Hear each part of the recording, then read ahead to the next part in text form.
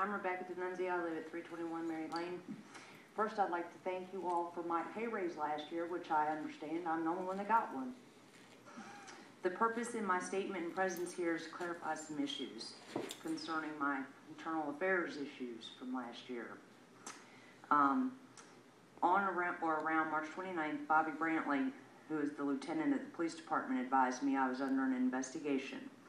At the time of the notification and subsequent interview, I was never advised who the complainant was. Initially, I was advised that I had violated the City of Warner Robins computer policy, later described as page 3, paragraph 1, city computer resources shall not be used for personal gain or profit or to advocate personal interest. On July 8th, I was presented with a letter of a 3-day suspension with pay pending discharge from Chief Brett Evans. Once terminated, I began the appeal process by presenting a letter of appeal to the Chief of Police. While waiting to get further information on my appeal, I received a letter from Brian Favis, who's the Human Resources Manager. The letter indicated that my appeal process was being suspended pending issuance of an amended letter from Chief Brett Evans. During the course of my appeal of termination of employment hearing on March 9th, Chief Evans advised that my initial termination was revoked, page 68, line 9 to line 14. I was never informed by Mr. Favis, Jim Elliott, or Chief Evans of a revocation of my initial termination. Therefore, I got terminated twice in 1 year. Chief Evans' statement during the hearing is in contradiction to the letter provided to me by Mr. Favis. I'm not reading all this because it would take too long. Another incident which was not discussed in my hearing I feel is important will show how untruthful Chief Evans is. The incident concerns a citation written to Gary Lee by Officer Kris Fussell for speeding. As you know, Mr. Lee is the director of the Redevelopment Authority. Officer Fussell was punished by Chief Evans within moments after writing the citation. He punished Officer Fussell by removing the radar unit from his patrol vehicle, which in fact, okay, Mr. Wilbanks... I don't mean to interrupt you, Miss. What is your point here? Is this about you or is it going to be about the... It's about the department. Mr. Wilbanks wants to know, and he made the comment earlier, that officers are not staying at the police department because of funds. No, that is not the reason. This is the reason. Because they're not treated fairly. They're not treated with respect. This is why. It doesn't have anything to do with money. And I have the right to say what I have to say.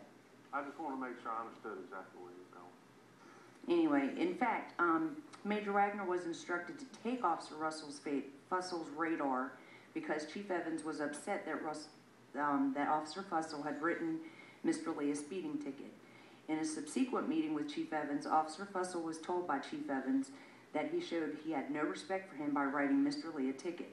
From information I was given, Chief Evans advised Officer Fussell that Mr. Lee's family were prominent members of the black community, and by writing Mr. Lee a ticket, he showed Mr. Lee's family that he, Officer Fussell, has no respect for him as chief.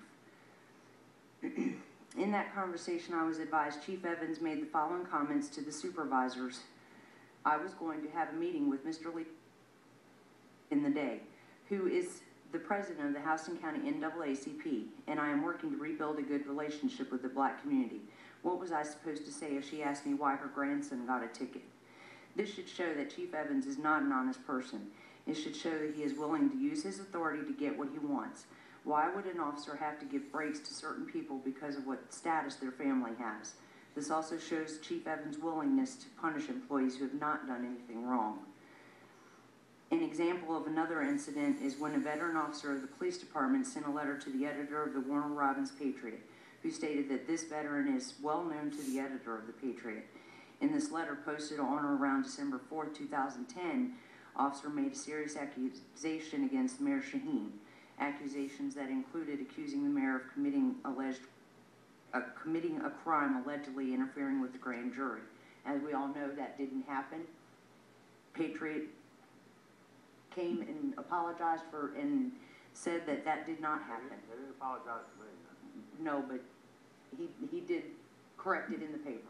I didn't see the correction. I did. I printed it. Since the chief is the overseer of the entire department, as he acknowledges in my hearing, why did he not initiate an internal affairs investigation to determine the source of the letter. It was clearly a violation policy, and statements contained within were false. As he stated in the appeal hearing, if he felt something were not just or incorrect, he would like to go back and fix those before it adversely affects somebody in their future. Or does Chief Evans believe that when one of his officers making false allegations of a crime, it is not unjust or incorrect? If not, he must approve of his officers making false charges of his people. The scary thing about this issue is that a veteran officer falsely accused a public official, the mayor, of committing a crime, and the chief of police ignored his own department's policies.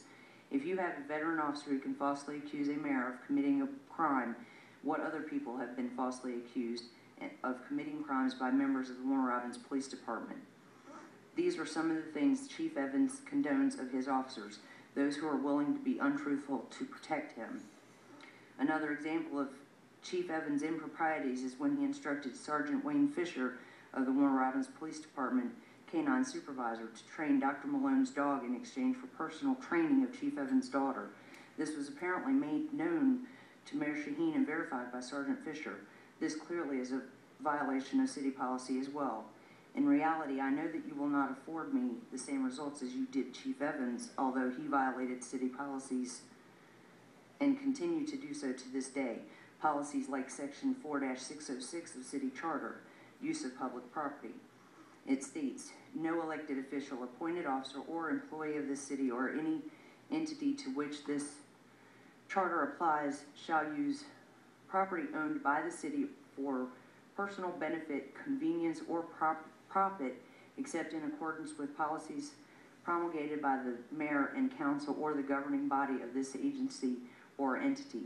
As I have been informed, Chief Evans has allowed his wife to run her part of her business, a fitness boot camp at the Warner Robins Police Department Training Center.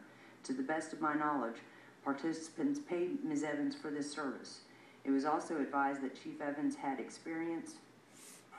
exercise equipment installed on city property for the sole purposes of Ms. Evans' business, and the use of the training building is also used. To the best of my knowledge, the activity was not approved. Mr. Rebecca, I'm not going to sit here and just let you continue to get on to one of our employees. You've made a point. Well, you all have allowed it to be done to me. Yes, ma'am. But this was a little different now. I mean, this was done. We've done. Listen, I appreciate why is it you. different? And I'm a citizen. I understand. And you make a good point, and I really appreciate it very much. But I think this is getting too narrow focused on one individual. But it was all right for him to do it to me. Mayor, I have a comment. You made a point. I have a comment, please, sir. Being that Mr. Dunzio has opened this up and I don't have to reveal. Well, Mr. Wilbanks, I'd like to move on with this. I mean, I really would. I'm going to move on. I'm going to move on. You want to speak with her afterwards? You more than No, sir, I want to address the public. I think it's, you're going to open up more, Mr. Wilbanks? I'd like to move on. I'm not opening up more, Okay. Mayor. I'm just saying, this was voted on. We are here for a lot of people. Don't interrupt us. This was investigated by the Internal Affairs and the Police Department, upheld by the Administrative Law Judge, and then upheld by this council, this termination. I asked at the time for Mr. Dunzio to be indicted for some charges there, potentially theft by taking, theft by deception, theft by receiving stolen property, computer invasion, privacy, false statements in writings, concealment of fact, criminal defamation, and maybe even conspiracy.